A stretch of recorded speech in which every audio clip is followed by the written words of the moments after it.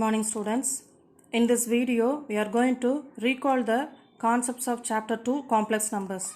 So already we study about the concept, that is what is complex number, what are the algebraic operations performed on complex number, how to plot the complex number in an organ plane, how to find the conjugate of a complex number, modulus of a complex number. So how to find the polar form of a complex number, Euler form of a complex number, how to find the nth root of a complex number by applying the De Moivre's theorem. So totally in this chapter we have 8 exercises. So the first exercise deals with the imaginary unit. So in exercise 2.1, so I am discussing about the imaginary unit. That is, we don't know the square root of a negative number. So for that they create the imaginary number which is as a square root of minus 1. This imaginary unit, square root of minus 1 is denoted by I. And they defined as I squared value is minus 1. On squaring, you get I squared value is minus 1. So next, what is the powers of imaginary unit I? I power 0 is 1. I power 1 is 1. I power 2 is minus 1. So that is minus 1. I power 3 is, we can write this as I power 2 into I. I squared is minus 1 into I, which is equal to minus I. I power 4 is I squared into I squared, that is minus 1 into minus 1, which will become 1. So I power 5 is, we'll get I. I power 6 is minus 1. I power 7 is minus I. I power 8 is 1.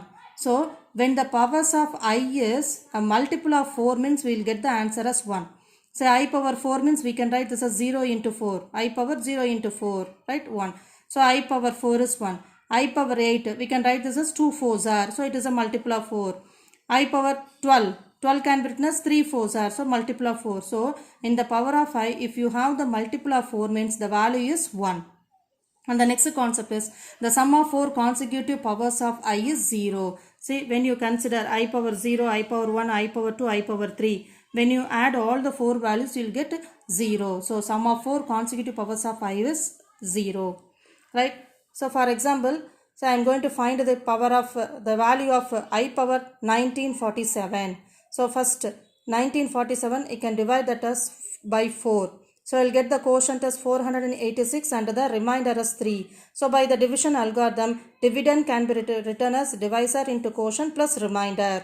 Right. So we can write this as a power m into a power n. So I power 4 into 486 into I power 3. So this is a multiple of 4, no, in the power of I. So it becomes the value as 1. I cube we know that is minus I. Therefore the value of I power 1947 is minus I.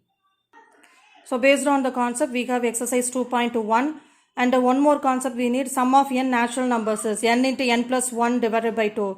So applying this concept we can complete the exercise 2.1. So next we can go for exercise 2.2. So in that we are going to see about the complex numbers in rectangular form, how to represent the complex number in organ plan and algebraic operations.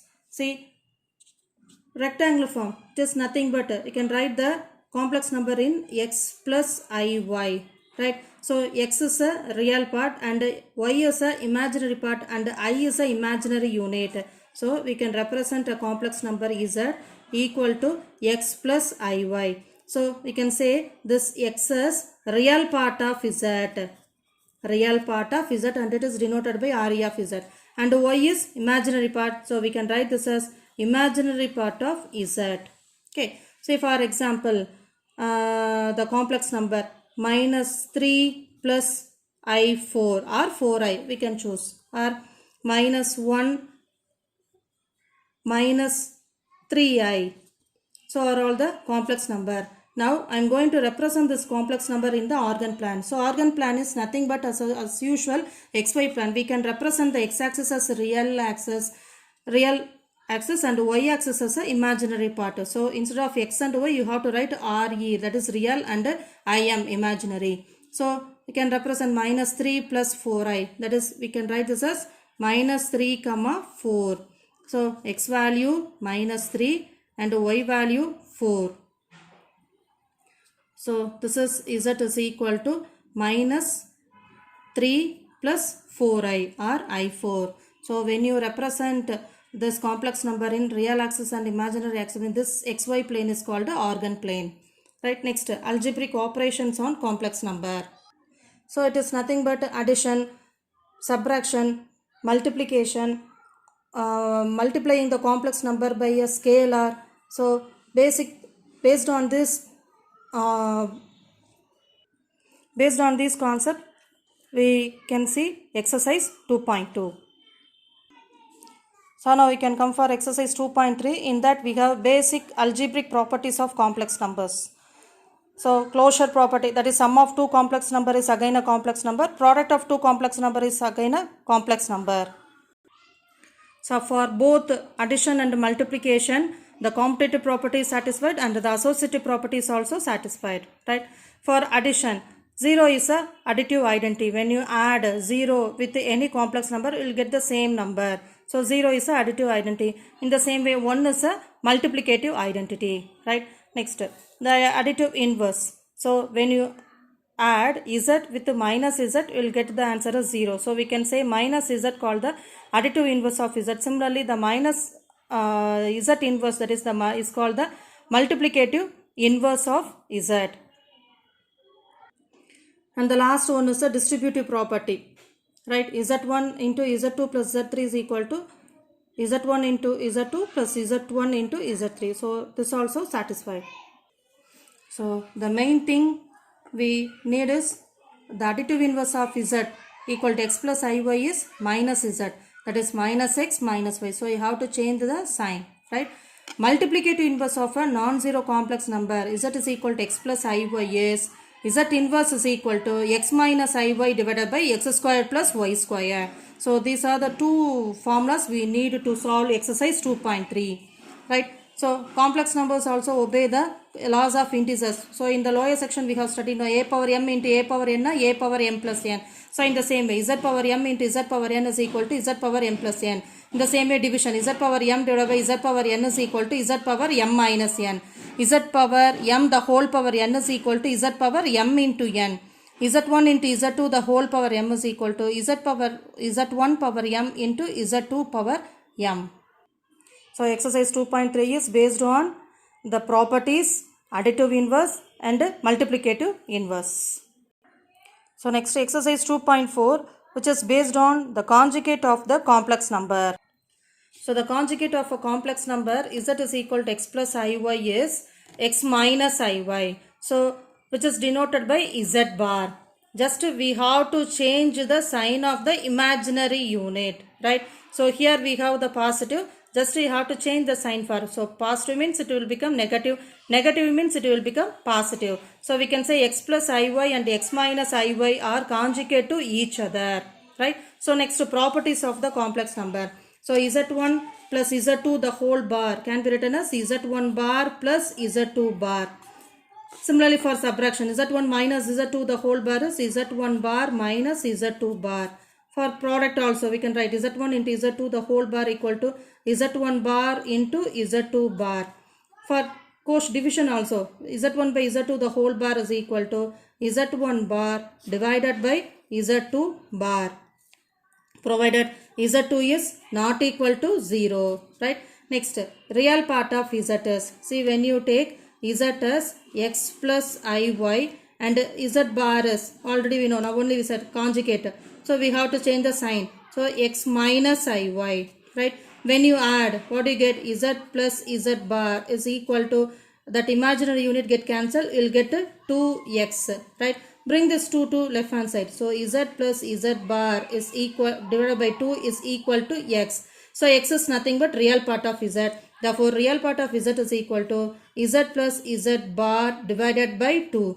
Similarly, imaginary part of z, when you subtract, you will get the imaginary part as answer. So z minus z bar divided by 2i. Don't forget to write 2i. Right? Next, z power n the whole bar can be written as z bar the whole power n. Right? Z is real if and only if z is equal to z bar. So z வந்து ரியலா இருக்கணும்னா ரெண்டுமே கான்ஜுகேட்டும் complex number, அதோட complex number என்னது ஈக்குவலா இருக்கணும். If z is purely imaginary, if and only if z z is equal to minus z bar. So the conjugate of a complex number is once again will get the same. So z bar bar is equal to z. So based on the conjugate of a complex number, we can revise exercise 2.4. So just we can go through the exercise 2.4 7th problem second division. Show that 19 minus 7i by 9 plus I the whole power 12 plus 20 minus 5i by 7 minus 6i the whole power 12 is real. So real means what you have to prove?